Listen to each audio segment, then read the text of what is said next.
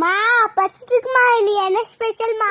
Hello all, எல்லாரும் எப்படி இருக்கீங்க? வெல்கம் டு மா பசிக்குதுமா சேனல். இன்னைக்கு வந்து மா பசிக்குதுமா சேனல் என்ன பார்க்க போறோம்னா சூப்பரான ரெசிபி தாங்க பார்க்க போறோம். கற்கண்டு சாதம்.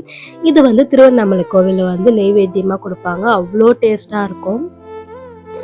இந்த சாதம் எவ்வளோ சாப்பிட்டாலும் திகட்டாது. அவ்வளோ டேஸ்டா இருக்கும். வாங்க அதை நம்ம எப்படி வீட்டில் செய்யறதுன்னு பார்க்கலாம். அதுக்கு முன்னாடி எல்லாரும் வீடியோ பார்க்குறீங்க, ரொம்ப நன்றி. லைக் அண்ட் சப்ஸ்கிரைப் பண்ணி சேனலை சப்போர்ட் பண்ணுங்க. இந்த நெய்வேத்தியம் வந்து நம்ம புரட்டாசி சனிக்கிழமை பெருமாள் கூட படைக்கலாம். கண்டிப்பாக செஞ்சு பாருங்க. அதுக்கு ஃபர்ஸ்ட் பச்சரிசி ஒரு கப் எடுத்துக்கோங்க. இது ஒரு 1/2 hour ஊற வைங்க. ஒரு 2 வாட்டி வாஷ் பண்ணிட்டு 1/2 hour ஊற வச்சிடுங்க. அடுத்து கற்கண்டு. இது வந்து ஈக்குவல் குவான்டிட்டி தான். 1 கப் அரிசினா 1 கப் வந்து கற்கண்டு. அடுத்து இதுக்கு வந்து ஒலை வச்சுக்கோங்க. 1 கப் அரிசிக்கு 2 கப் தண்ணி. ஒலை கொதிச்சதும் இதுல வந்து அரிசி போட்டுக்கோங்க.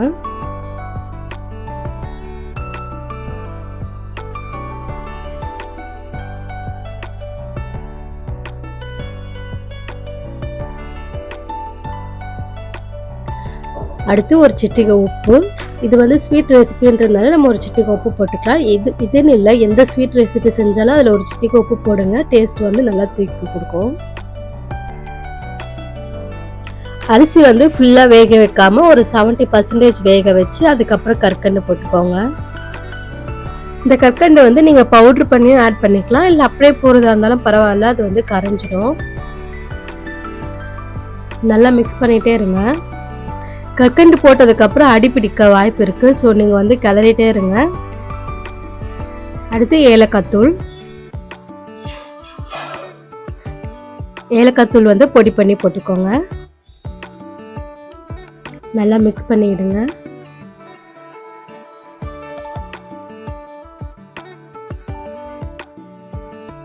அடுத்து இதில் முக்கியமானது வந்து குங்குமப்பூ. குங்குமப்பூ வந்து ஆட் பண்ணுவாங்க. இது வந்து மைல்டு கலர் தான் தரும்.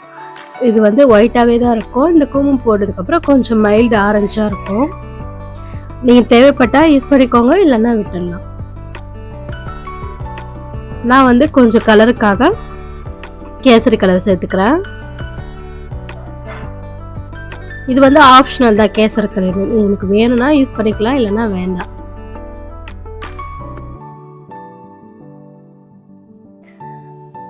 இதுக்கப்புறம் நல்லா கிளறிட்டே இருங்க, ஏன்னா அடி பிடிக்க வாய்ப்பு இருக்கு. அடுத்து பச்சை கற்பூரம். பச்சை கற்பூரம் மைல்டா, ரொம்ப மைல்டா, சும்மா ஃப்ளேவருக்காக அந்த மாதிரி. நல்லா குழஞ்சி வர வரைக்கும் கிளறிட்டே இருங்க, ஏன்னா அடி பிடிச்சிரும். இந்த ஸ்டேஜில் கொஞ்சம் வந்து நெய், ஒரு டேபிள் ஸ்பூன் அளவு நெய் ஆட் பண்ணிக்கோங்க. அது வந்து கொஞ்சம் அடி பிடிக்காம கொஞ்சம் நல்லா திரண்டு வரும். வந்து கற்கண்டு கம்மியாக இருக்குன்னு ஃபீல் ஆச்சுன்னா நீங்கள் மேலே அப்படியே தூவி விட்டுக்கோங்க. ஹீட்லேயே கரைஞ்சிடும். டேஸ்ட்டுமே கொஞ்சம் நல்லாயிருக்கும். 1 கப் அரிசிக்கு 1 கப் கற்கண்டு, அதே கரெக்டாக இருக்கும்.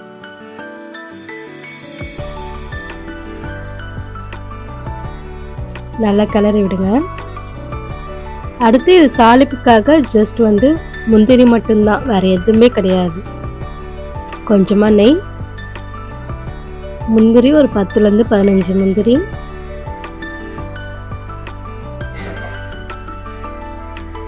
முந்திரி நல்லா ப்ரௌன் கலர் ஆனதும் நம்ம வந்து கற்கண்டு சாத்தில் போட்டுக்கலாம்.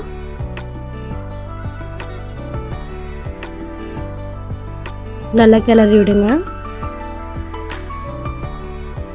நெய் கொஞ்சம் அதிகமாகவே சேர்த்துக்கோங்க, ஏன்னா எல்லாமே கொஞ்சம் திரண்டு வரும். டேஸ்ட்டும் வந்து உங்களுக்கு இன்னும் கொஞ்சமே நல்லா தூக்கி கொடுக்கும்.